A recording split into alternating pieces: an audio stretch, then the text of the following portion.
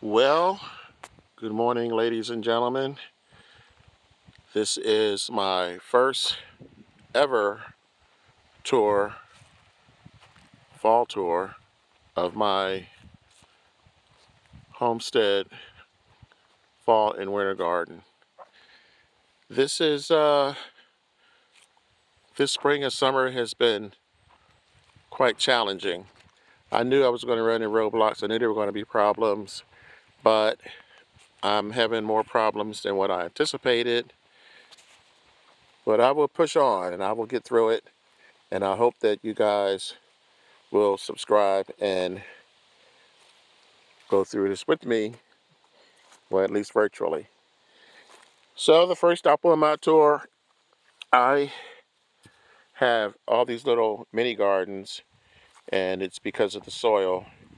One of the first things that I realized when I started gardening up here, it was part-time, and that didn't work out. So now I'm here full-time, but the first thing I realized is that I'm going to need a fence.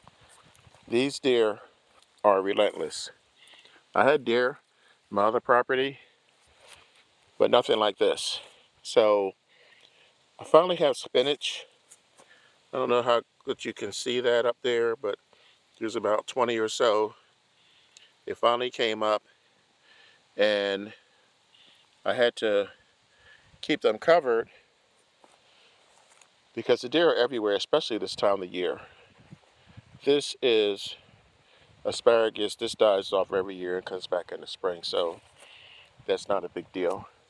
And I have more asparagus over here. But second thing, I'm not going to take this apart. This is what I mean about the deer.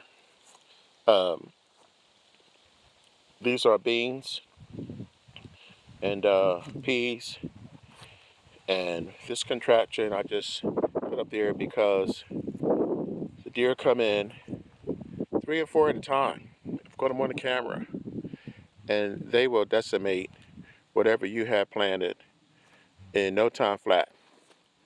My issue is that I don't always remember to come out and cover everything at night, and when I don't, I lose it. So you'll see that later on in the video. At any rate, things are looking up. I can't really complain. Uh, well, I can, but what good would it do? This is kind of the last of the winter squash that I planted. I put these in underneath these containers, but I'm going to need these. You'll see what for in a minute. So I have these little covers on them. I don't think these are going to get much bigger because the weather's changing. There's one here, and this is the last of my summer squash. And again, I have to keep it covered.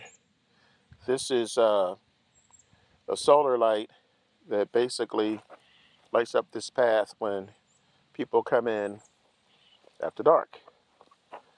Over this way, well, back up with this over here is the red Russian kale. I did not plant it properly, so I'm not going to give you a close-up on that. That's another long story. And I've been lining my tools up so that we can put them away for the winter. Well, with the exception of the ones that we're going to be using. And there's some things going on up there that I will show you in a minute. But this is kind of like my nursery. These are my starters. Yes, it's mid-October. Yes, this should have been done a month ago, at least a month ago. This is my bell pepper plant. I'm going to overwinter this. As a matter of fact, this was in the house. I took it out today because it's going to be in the 70s. For those of you who are familiar with my channel, this is my one pot potato project. I'm not going to tell you how many I got off the last one I did. I'll put a link below if you want to check it out. But yes, you can grow potatoes in a small container, and this is flourishing. It's doing quite well. Got a couple things over here that I'm not going to spend a lot of time on. This is Jamaican sorrel. This has to be planted. That's ginger. This is radish. And I got a couple of starters over here. Brussels sprouts, broccoli, collards, lettuce. This was dying. This needs to be in a bigger pot. This is actually banana plant. But I didn't transfer it over because summer was almost over and I'm going to have to bring it in order to keep it from dying over the winter. Usually at night it drops down into the mid-20s or low 30s. And at least once a winter, we drop down into the deep freeze and we go down into the single digits and actually sometimes minus. So we have gotten down to -2, -3. This is what I just showed you guys.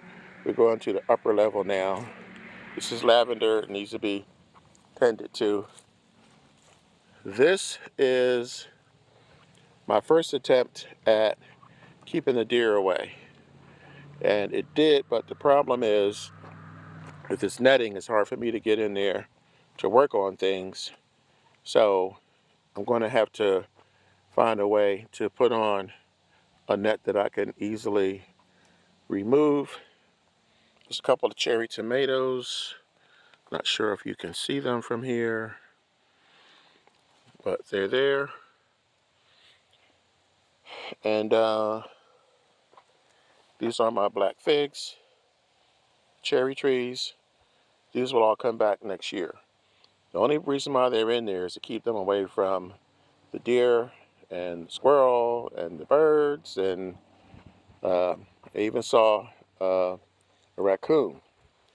So this is what I was talking about earlier. I neglected to cover this one night, and this is what happens.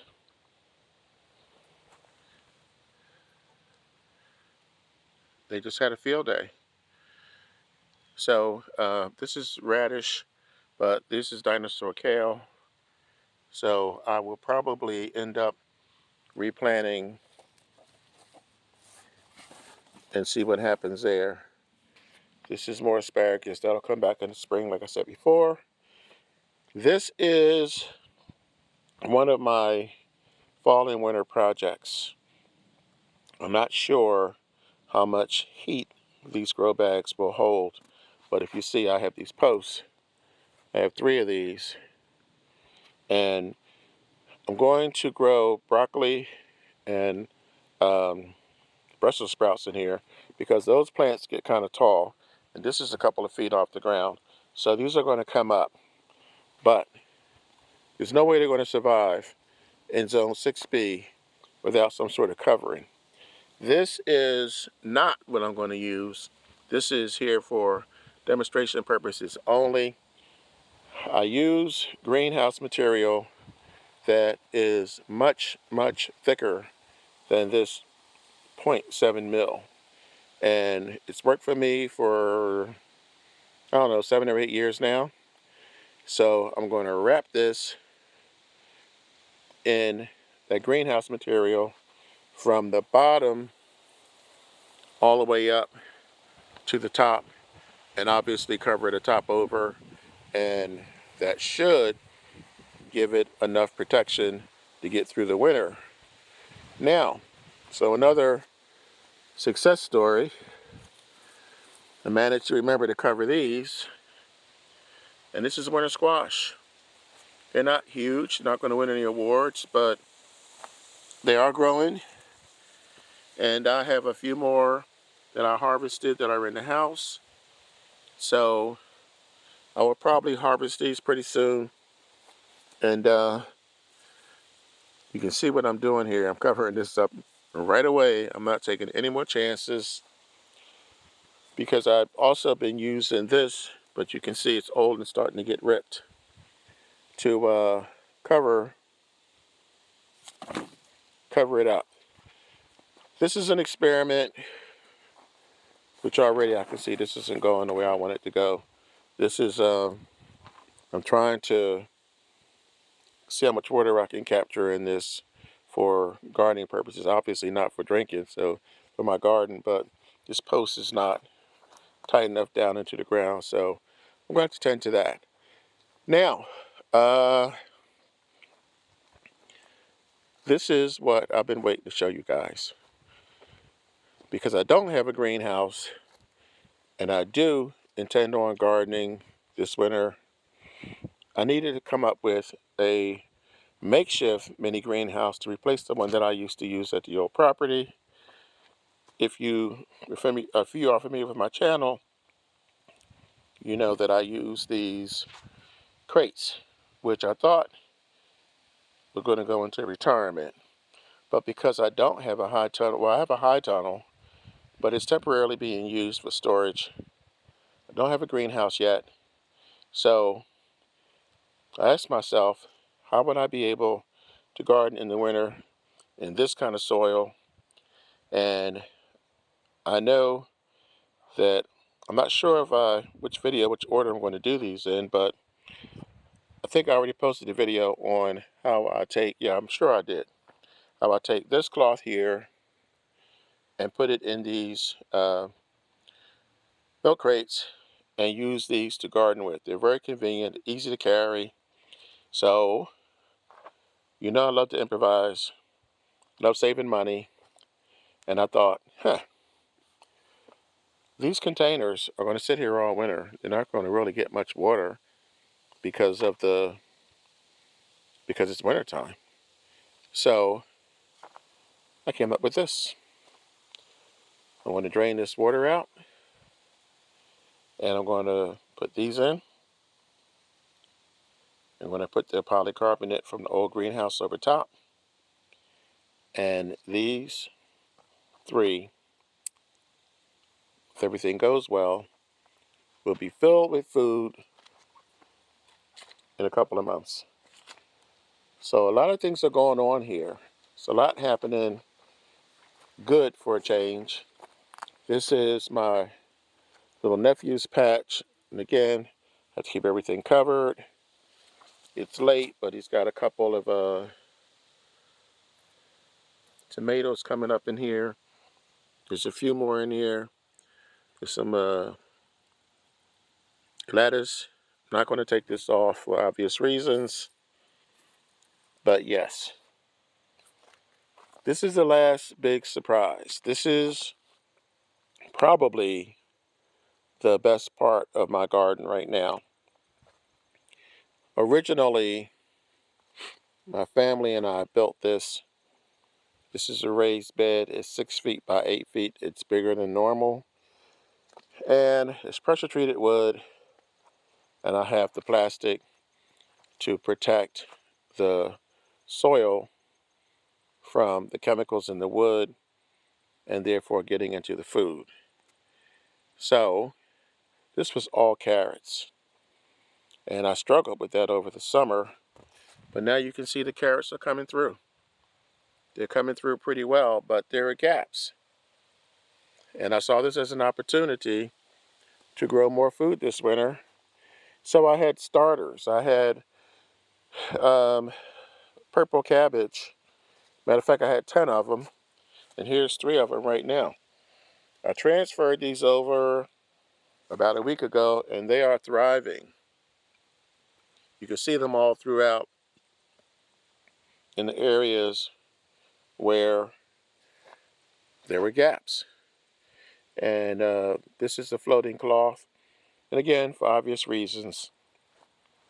But I also added a third crop. And that is the red Russian kale. There's a couple of those in here. And they're smaller, so they're harder to see. But this thing is, as they say, popping. It's really doing well now. I guess I have to get in and get these leaves out. But this is this is the area that is producing the most at this point. This is the area I'm most pleased with. And this I kind of had a jump start on. So I'll probably be harvesting from here sooner. Well, maybe the spinach, because the spinach takes a little less time, but this is great. I'm real happy with this. This is going to do well as long as I keep it covered. And that is pretty much it for now. There's a couple of minor things going on, but it's too early to talk about that. But right now, as it stands, you figure I have 10 of these, so that's 10 heads of purple cabbage, and I'm going to have 15 plants here, so that's 25 right there. That's not counting the carrots. It's not counting the red Russian kale. It's not counting the broccoli. It's not counting the any of the other things that I mentioned to you earlier. So things are looking up. As I said, you know, the summer was a struggle. Summer's over. I'm transitioning into fall and winter. And I think that there could be a couple of tomatoes. Yes. Here. So I need to give these a little bit of sun. And this is what happened. So I'm leaving these out. And hopefully, before the cold weather comes, they will ripen. And I won't end up with the same situation I have here. This is my trail cam. Keeps me informed. This is how I know what's going on. The animals come up through here. They trigger this light at night, this motion sensor, which then triggers the camera. And this is how I find out, how I keep tabs on what's going on up here. So that's it. That is the tour for now. This is the first fall tour. And there's a couple things that I was able to show you guys, but another 3 or 4 weeks from now, I should have a lot more that I can show you. And I will be back then and give you updates, show you how things are going. And hopefully, not long after that, we'll be able to do some harvesting. So for right now, thank you for spending part of your day with me. I'm the Frugal Gardener. I hope that you take this journey with me. I hope you subscribe. I hope you repost this video on social media and tell your friends. That's it for now. I'm the Frugal Gardener. And remember, when you grow your own food, you'll always know where it comes from. Catch you in a few days on the next video.